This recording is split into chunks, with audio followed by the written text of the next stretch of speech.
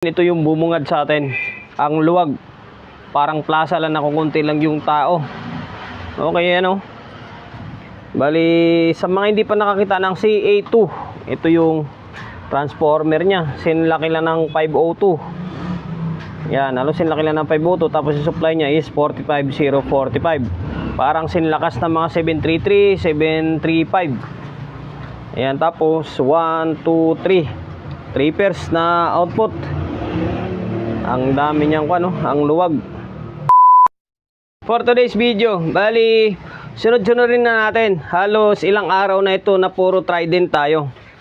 Nagsimula tayo sa may Trident na CE4. Ito mga nabaha ito, CE4, CE9, tapos ito CE18. Tapos balik tayo sa may maliit ulit, Trident na CE2. Pagkatapos nito is Trident na CE7 ulit. Okay, puro tayo Trident. Unang-una sa lahat, siyempre magpapasalamat tayo. Maraming salamat sa owner nito na pinagkakatiwalaan tayo na gawin yung unit nila. Sir from RP Novaliches, Quezon City. Taga Novaliches na pinagkakatiwalaan tayo na gawin yung mga unit nila. Mga kasi dalawang unit, dalawang power amp, CE2 and then CE7. Tapos itong mixer, ito pakita ko sa inyo yung mga grind natin. Mixer na Kibler, ito. Tapos hindi Kibler to, iMix na mixer. Tapos Kibler na crossover. Iyon, balik tayo rito. Abangan nyo na lang yung mga video natin sa mga unit na iba na yan. Ang issue kaya dinala to dito sa atin, sabi daw wala na daw output or wala daw tunog. Ngayon, tingnan natin kung yun nga talaga yung lalabas sa tawas. Bago natin simulan to, siyempre promotion muna tayo agad. Sa mga hindi pa nakapag-follow, paki-follow. And then siyempre paki-share ng mga walang kwentang video natin sa my Facebook, YouTube channel. Sa mga hindi pa nakapag-subscribe, paki-subscribe, like, share. And then siyempre paki-hit na bell button sa gilid para updated ka sa mga susunod na video na i-upload ko. Humingi pala ako ng pasensya sa mga nagdadala ng mga 502 or integrated na mga unit. Is hindi ko nagagawa ng vlog na para mabilis yung gawa natin, hindi na umaba yung oras ng pagre-repair, is hindi ko na ginagawa ng vlog. Pasensya na sa mga nagdadala or nagpapadala ng mga integrated na mga unit. Mga power amp lang muna yung ginagawa ko ng video. Okay, balik tayo rito. Ito naka-plug in siya. Obserbahan natin kung ano yung kalabasan. Okay, nag-relay naman siya. Naka-normal naman siya, oh. Medyo may kalamaan na yung unit. Pang reserva lang to ni sir or pang tweeter. Kasi yung sabi niya sa akin, yung CE7 niya is yan yung pang mid-high niya. Tapos yung sub niya is category 6. Malakas din yung gamit ni sir. Ito kung sakali pang reserva na lang daw.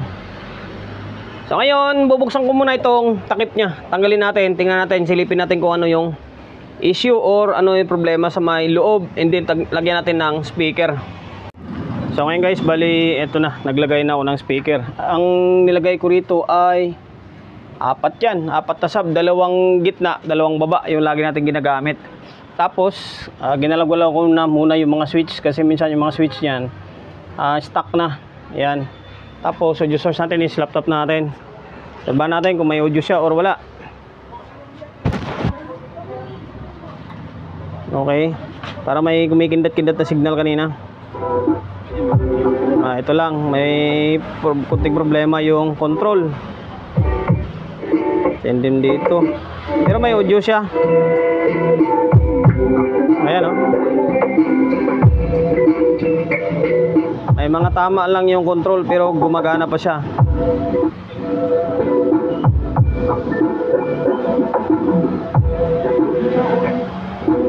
Bumibitaw yung volume control. Palitan muna natin itong tone control. Palitan natin yung mga control niya. Tapos diretso ito, general cleaning ang gagawin natin dito. Sabi naman ni sir na general cleaning yung gagawin natin. Tapos yung mga switch, lagyan natin ng contact cleaner yan. Okay, hindi tayo papahirapan. Kahit pa paano, general cleaning lang ito. Tapos palit lang ng control. Okay pa, may audio pa siya. Kasi goods pa yung mga biasing niya. Tapos yung ganitong klaseng trimmer yung gusto ko, yung matitibay. Yung ganitong klase, oh. Yung kulay blue. Pero pag dilaw na trimmer, yung mga bagong labas ngayon, hindi mo maasahan. Ito naman matitibay ito. Mga ganyang klaseng trimmer. So ngayon, stay tuned lang kayo. Bali, maglilinis lang ako. Lilinisan ko lang muna itong manloob niya kasi napakaluwag and then punong-puno ng alikabok. Yung loob kasi niya, yung fan kasi niya paloob. Kaya yung dumi galing labas ay pumapasok papunta rito. Yan ang disadvantage ng fan kapag paloob yung hangin. Naipon yung alikabok dito sa may loob and then yung may-ari hindi nag-general cleaning or nagpe-preventive, napupuno ng dumi or alikabok. So ngayon, stay tuned lang kayo. Magpapalit lang ako ng control, sabay linis na baklas and then pinalitan ko na. Ang problema rito, hindi ko na mabaklas yung front panel dahil sa kalawang. Yung dalawang tornilyo is kinainan ng kalawang. Ginawa ko na lang, itong transformer na lang, maliit. Tinanggal natin yung lock sa ilalim or yung bolt sa ilalim. Para may usog natin to, matanggal natin yung board ng paglalagyan ng potentiometer or volume control. Okay na, bago na ito. Brand new ito. Ayan, brand new. Okay, dalawa. Ito yung luma nya. Okay, 10K. 10K lang naman yung value ng mga power amplifier. So ngayon, babalik lang natin ito. And then, yun na. General buga na. General cleaning para luminis na ito. Kasi general cleaning daw sabi ni bossing dito. Binalik ko na yung front panel, nakabalik na siya and then kunwari nilinis ko na yung board and then yung buong casing. Hindi naman siya totaling mape-perfect natin na asin linis na linis kasi yung ibang mga nasiksik is hindi natin madudukot yan. Yung importante is yung board na linis na natin. Ayan, mamaya na lang yan, siyempre ikukuskusin ko na lang yan kapag tapos na natin sa gawa ng video para hindi na umaba yung walang kwentang vlog natin. Okay, yan, naibalik na, nalinis ko na. Kali babalik na lang ulit itong dalawang board and then audio test ulit tayo. Naibalik ko na yung mga kable, ang kulang na lang ay tornilyo. Kali mamaya na lang yan pagkatapos natin gawa ng vlog is saka natin yung tornilyo para hindi na masayang yung oras nyo. Nakabit na ulit yung speaker natin, apat na, dalawang gitna niyan, dalawang sa baba.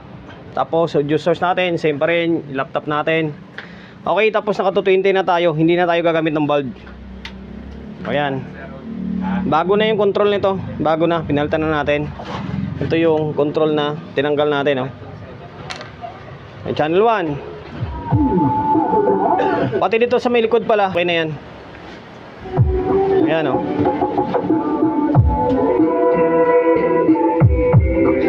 apat na binubuhat niya. Halalay lang tayo sa may pagbulyong kasi apat na tagwa 1,000 ang binubuhat nila.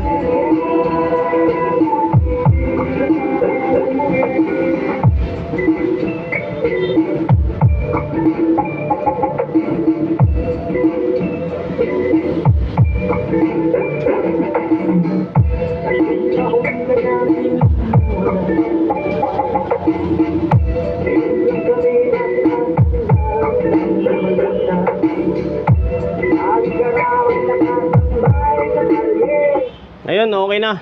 Bali, back to normal na siya and then malinis na yung surroundings ng laman loob ng amplifier natin. Bali, CA2 na Trident na power amplifier. Ayan, sir from Novaliches. Bali, goods na yung isang amplifier mo, CA2. Next na lang yung CA7 mo. Ulit ko, maraming salamat sa pagkakatiwala ng unit mo rito sa akin. May promotion bago tayo magtapos. Siyempre, shop natin always on the go na 24/7 sa mga gustong magpa-repair along Sauyo, Quezon City. And number 61 Don Julio Gregorio Street sa Sauyo Road sa Sauyo, Quezon City. Social media pages natin sa mga hindi pa nakapag-follow, paki-follow and then siyempre paki-share ng mga walang kwentang video natin sa my Facebook, YouTube channel. Sa mga hindi pa nakapag-subscribe, paki-subscribe, like, share and then siyempre paki-hit ng bell button sa gilid para updated ka sa mga susunod na video na i-upload ko. Ingat, God bless, and then peace out in lahat.